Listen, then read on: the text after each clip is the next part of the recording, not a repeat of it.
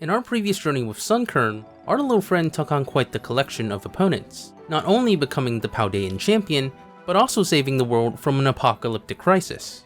With the release of the Teal Mask DLC, it's time to conquer a new region and answer the question, can you beat Teal Mask with only one Sunkern? But before we do that, let's do a quick recap on our main protagonist. Sunkern, aka God, is level 100 and carrying the Eviolite, an item that boosts its defenses by a lot. Its Terra type is Dragon, which we changed after getting the Terra Shards from Hassel. Sunkern is also fully hyper-trained and has 252 EVs in HP and special attack. Essentially, this is the toppest percentage of Sunkern to ever exist. Upon our first step into Kitakami, we get stalked by a local girl, who says we should go back to where we came from by threatening us with a battle. Unfortunately, she messed with the wrong foreigner, and none of her non-evolved Pokemon could stand a chance. My recording was corrupted for this fight, but all I did was activate Terra and use Terra Blast, and our whole team went down. Turns out, Carmine was just racist. Her brother Kieran wants to kick us out with a battle as well. And similarly, Sunkern activates her Dragon Genes and sweeps his entire team with Terra Blast. Like brother, like sister. Failing to get our visas denied, we can carry on wandering around the tourist traps, with the locals following us to, keep an eye on us. Kieran leads me to the middle of nowhere and demands a battle. But look, by this point it's clear that you're not gonna win with these Pokemon. To make things harder, I even forgot to reteach Terra Blast, but the battle was still ablaze, as I trailed my way to victory by raising my speed, and slowly chipped away at Kieran's Pokemon with Giga Drain. With the assassination plan coming to a failure, Carmine decides to go the rogue route instead, threatening to battle me by using some stupid mass as her excuse. Fortunately, I made some adjustments beforehand, replacing Earth Power with Terra Blast. Unfortunately, I forgot to recharge my Terra Orb, meaning this battle became much harder than it needed to be, again. Sunkern dodged Thunder Wave and landed a critical hit with Trailblaze, and continued to use Giga Drain to knock out Morpeko and Mightyena. A few Terra Blasts knocked out Swadloon, but Sinistcha came in, and Terra Blast couldn't hit Ghost types, making Giga Drain my only damaging move. But 3 hits was able to get the job done, so despite a horrible mistake, we get to live on another day. Okay, by this point I don't really know how to continue the narrative, and honestly wasn't really paying too much attention to the actual story, so we played a boring minigame, got through some of the lore of the region, and BAM! Kieran wants to fight us again. His team was the exact same team as last time, but had 2 new additions in Diplin, which dies to a single Terra Blast, and Poliwrath, which surprisingly lives a super effective Giga Drain. But my strategy was just like before, use Trailblaze and spam attacks to win. But trust me, things are going to get interesting here on out. Because of story, we beat up some poor wild Milotic for some crystals, and guess what? Kieran's being a bitch again. So we beat some common sense into him with another battle. In the span of 5 minutes, he actually has a competent team now. Kieran's anime training arc sees him add Yanmega, Gligar, and Cramorant into his team. So instead of using Trailblaze, I bring back a personal favorite strategy, Sunny Day, which I use straight away after going Terra Dragon against Yanmega, and set up to +2 with Growth. Bug Buzz lowers my special defense, so I use Terra Blast to knock out Yanmega and the incoming Diplin. Cramorant is 3rd up, and I set up Sun once more to outspeed and heal up before setting up to +4. With 2 turns of Sun left, I heal up again before taking it out with a single Terra Blast. Gligar comes in next, and I use the same sequence of moves to set up to +6, and take it out with Terra Blast. And yeah, I don't think Poliwrath is surviving a hit this time. We go back to the mountain where Kieran tried murdering me, and hey, it's an ogre. To save said ogre, we need to fight Monkey Brain, and it's able to use Nasty Plot before I set up Sunny Day. But instead of attacking me straight away, it uses Future Sight, which allows me to take it down with 2 Earth Powers, chasing all 3 monsters away. Unfortunately, that was just the easy battle, as now we need to defeat each of the loyal 3 in Titan form to get back the mask. I chose Monkey Dory first, since we did so well against it in the last battle. The loyal 3 Titans all had the Toxic Chain ability, which gives them a 30% chance to badly poison me every single move, which is super annoying. Monkey Dory in particular also had Nasty Plot to raise its special attack, which would then one-shot Sunkern with Sludge Wave. Luckily, Carmine was by her side this time, and her Morpeko managed to paralyze it before it went down. With Sunkern outspeeding, I didn't need to be scared of Nasty Plot as I taught it Encore using a TM, which would prevent it from attacking for 5 turns. However, Monkey Dory didn't use its brain and continued to use Sludge Wave, eventually badly poisoning me on turn 3. Using Sludge Wave also benefited me, as Carmine's 4th Pokemon was Mighty Anna, which did a huge chunk of damage to Monkey Dory thanks to its physical moves. Despite this, toxic damage was racking up every turn for Sunkern, and one Sludge Wave would end my run. But out of nowhere, things started to go hunky-dory for us, as it got paralyzed 2 turns in a row, and on the final turn, it finally used Nasty Plot, just like the last battle. Guess it really is as dumb as it looks, huh? Fezandipity was up next, and despite both its stab hitting Sunkern for super effective damage, Toxic Chain was the largest issue on hand. But then, out of pure serendipity, I realized that Sunkern learns Worry Seed, which is typically a useless move, but in this scenario was the perfect move to shut down Toxic Chain. I went into the battle without activating Terra right away, and set up Worry Seed, while Morpeko used Thunder Wave before taking a hit. I then used Leech Seed, which served as chip damage and passive healing, and used Earth Power as much as I could.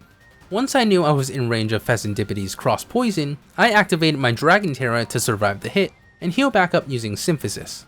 With this, the battle would go on for a while, before Leech Seed eventually saps the life out of Fezandipity, getting our second mask. Okidogi was the last of the loyal 3, and I stuck with the same strategy. Morpeko uses its usual Thunder Wave before going down, while I set up Worry Seed and Leech Seed. This battle went on for a lesser time, as Okidogi's main attack was Close Combat, a move that lowers its own defenses, and with the help of Paralysis, Leech Seed, and Earth Power, everything was okidoki, and Carmine and I knocked it out without much problem.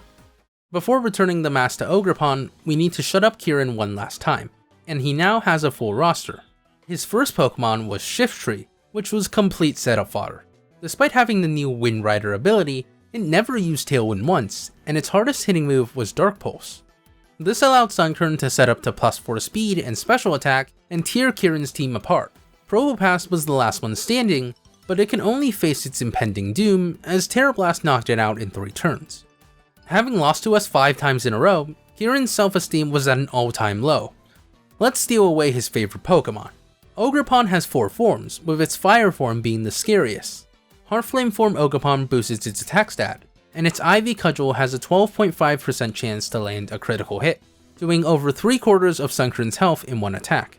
I brought Earth Power, but there wasn't even a 2-hit KO, and I got knocked out by a single crit. But then I realized that Sunkern could learn Rain Dance.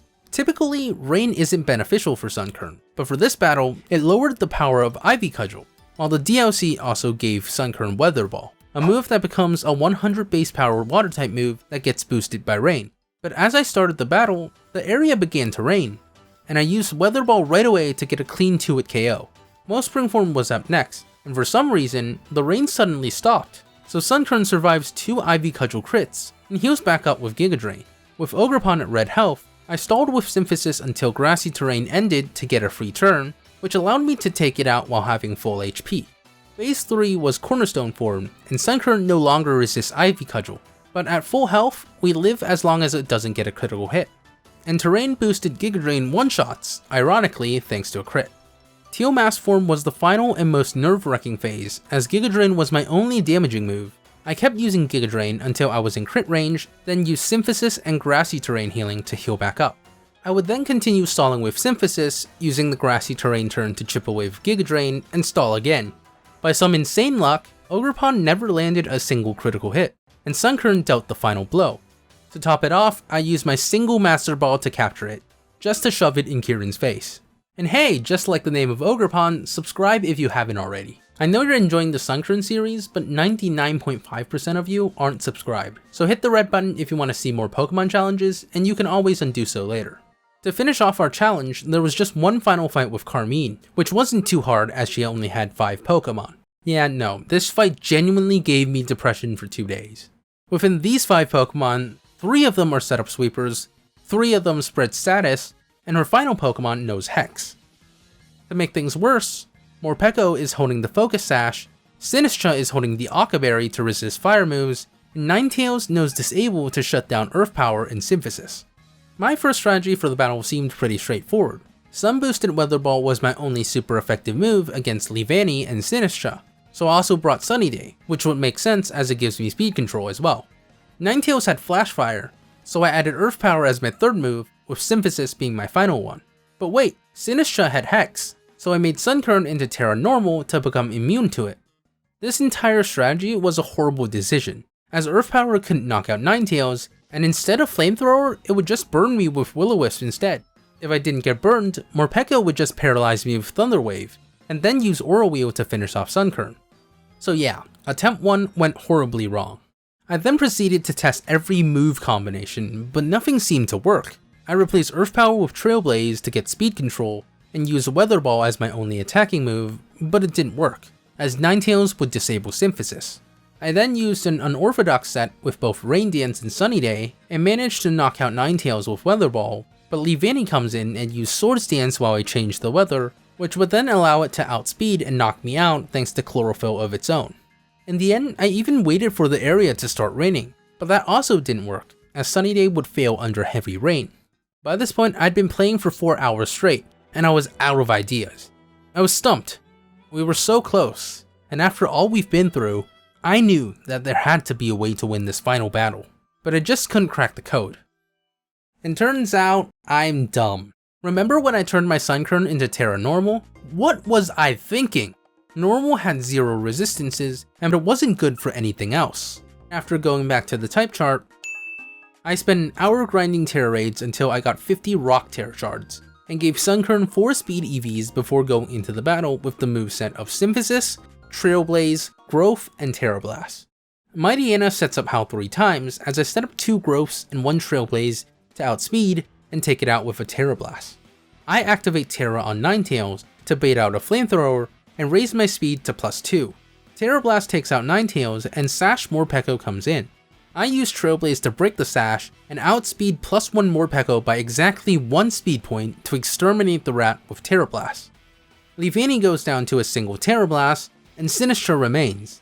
At +2, Terra Blast was a guaranteed 1-hit KO on Sinistcha, and our new strategy pays off.